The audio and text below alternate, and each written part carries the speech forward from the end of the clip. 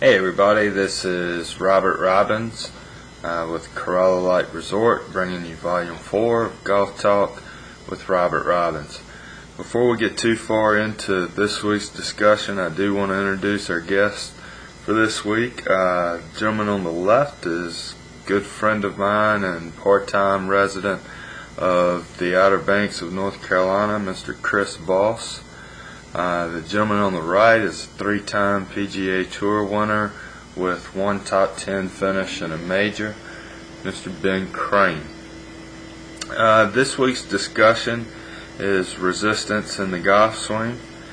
It kind of links back into Volume 3, so if you haven't viewed that one, that one may be helpful in the way that it ties into this week's discussion.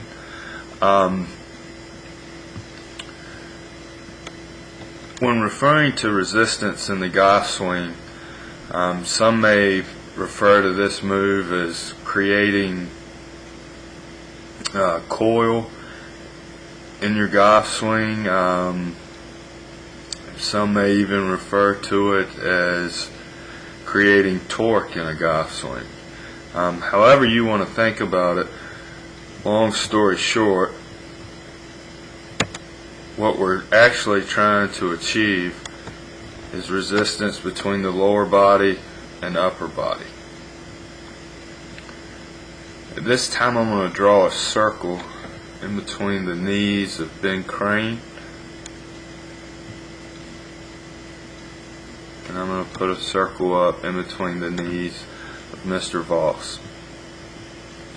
When I put the golf swings into motion this time, pay very close attention to the space that we have at address in each player and the space that we're going to have at the top of the golf swing.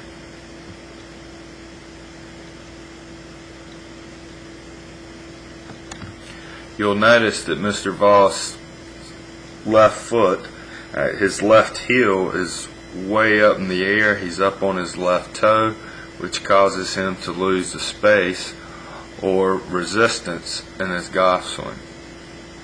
If you'll look over at Ben Crane, you can see, although his lower body was never in a lock position, we never want to think lock, Ben Crane did maintain a space in between his knees. When I look at Ben Crane's golf swing, one reason Ben Crane hits it as far as he does is because he's created a lot of resistance between his lower body and his upper body.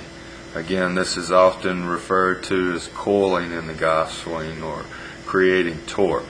When we get into a position as Mr. Voss has in his golf swing, there is no resistance in between the lower body and upper body because the lower body is rotated just as much as the upper body.